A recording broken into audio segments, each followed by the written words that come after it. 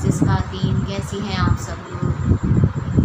अल्लाह से दुआ करती हूँ कि आप सब लोग अपने अपने घरों में खुशबाश, आबाद और सेहतमंद और तंदुरुस्त हों। अल्लाह पाक आपको हमेशा खुश रखे, आबाद रखे, तकलीफ़ों से दूर रखे। तो आज मैं आपके सामने फिर अपने नबी पाक सल्लल्लाहु अलैहि वसल्लम की प्यारी बेटी, सबसे प्यारी बेटी हज़रत फ़ातिमा रज़ी अल्लाह अन्हा का एक वाक़या लेकर हाज़िर हुई। ये ऐसा वाक़या है जो हर औरत से रिलेटेड है, हर औरत से जुड़ा हुआ है। इसके ज़रिए से हम बहुत ही राहत की और आराम की चीज़ हासिल कर सकते हैं। तो सुनते हैं वाक़या। तस्बीहात हज़रत फ़ातिमा रज़ी अल्लाह अन्हा। तस्बीहात हज़रत फ़ातिमा रज़ी अल्लाह अन्हा।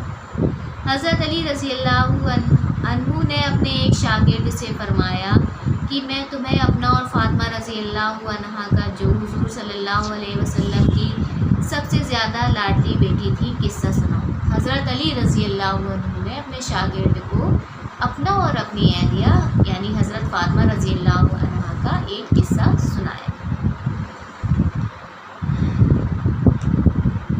शागिर्द ने कहा ज़रूर। फरमाया कि वो अपने हाथ से चक्की पीसती थी, जिसकी वजह से हाथ में निशान पड़ गए थे, और घर की झाड़ू वगैरह भी खुद देती थी, जिसकी वजह से कपड़े मैले कुचैले रहते थे। एक मर्तबा हुजूर अक़दस सल्लल्लाहु अलैहि वसल्लम के पास कुछ गुलाम बांदियाँ आई। मैंने फ़ातिमा रज़ी अल्लाह अन्हा से कहा कि तुम भी जाकर हुजूर सल्लल्लाहु अलैहि वसल्लम से खिदमतगार मांग लो ताकि तुमको कुछ मदद मिल जाए।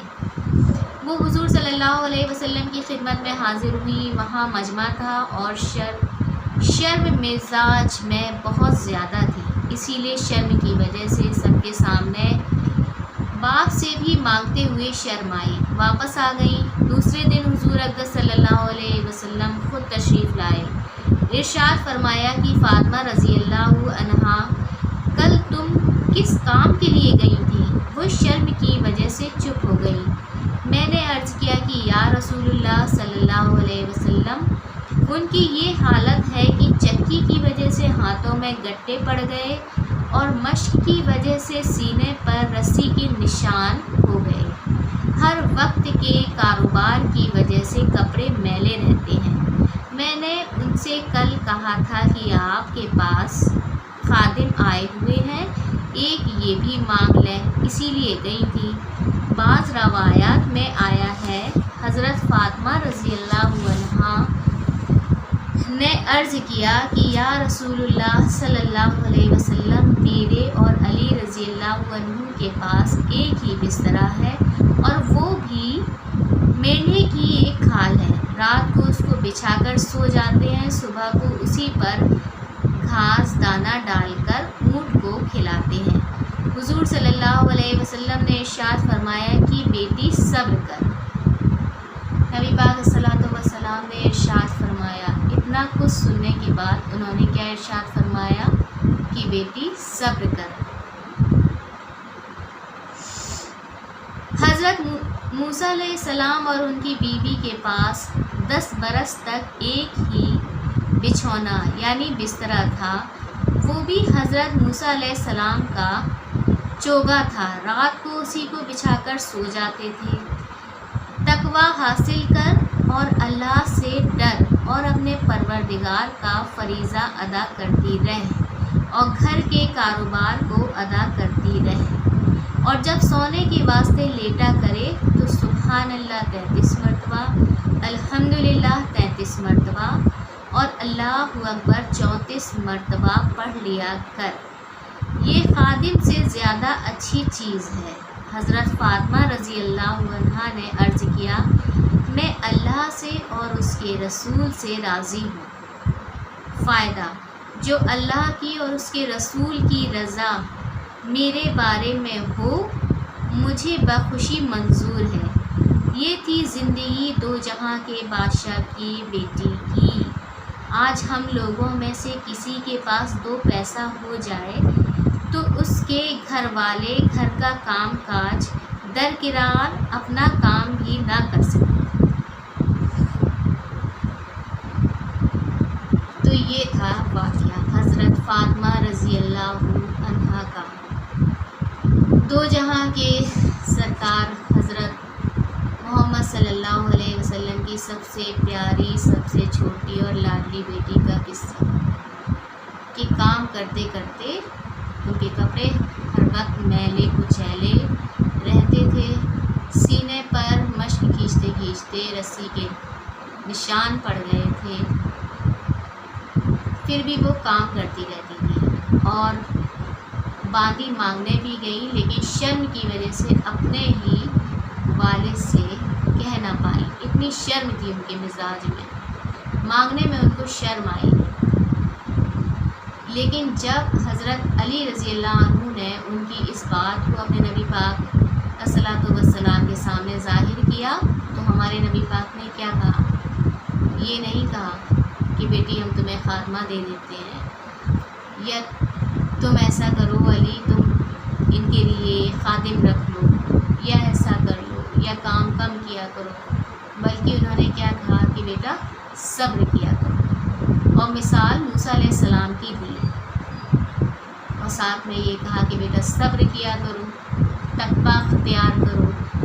تقوی مانے پرہیزگاری، یعنی اللہ کی فرما برداری کو اختیار کرو، نافرمانی سے بچو، نافرمانی کرنے سے ڈرو۔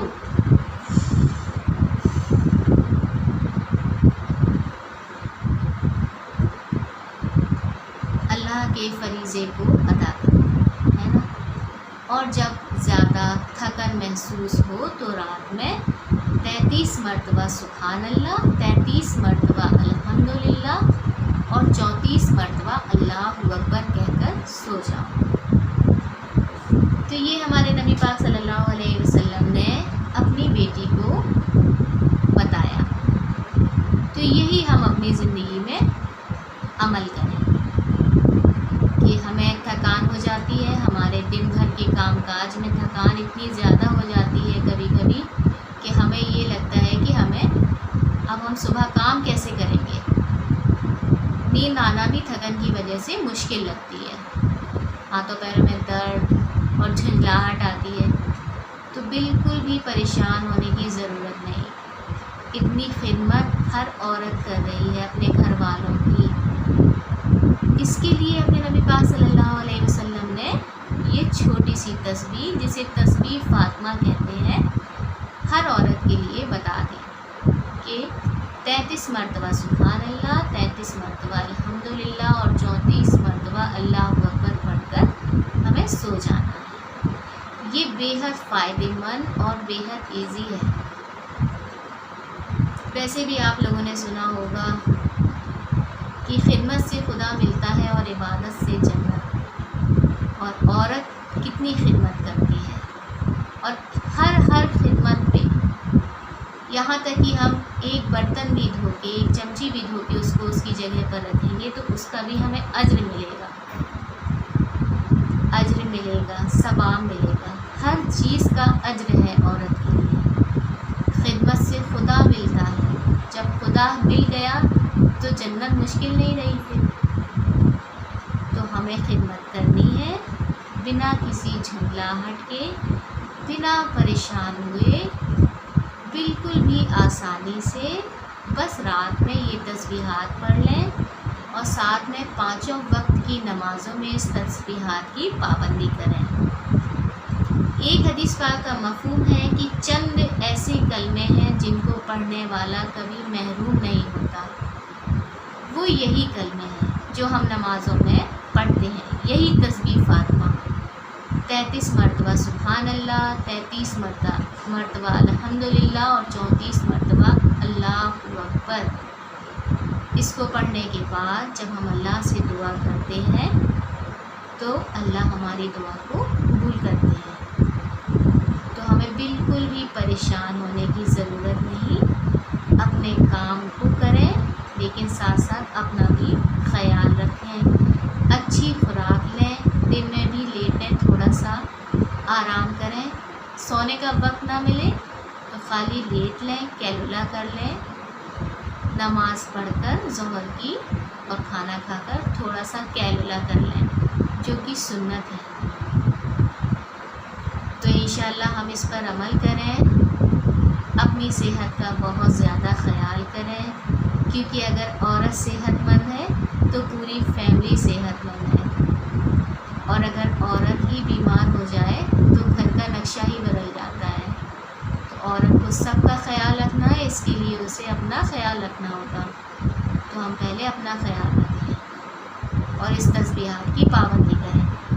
انشاءاللہ صبح ہم بالکل تر و تازہ ہو کر اٹھیں گے اور پھر سے اپنی زندگی میں اپنے سارے فریضہ کو پوری ہی توجہ اور دھیان کے ساتھ پورا کریں گے۔ تو انشاءاللہ پھر ملتے ہیں اگلی ویڈیو میں۔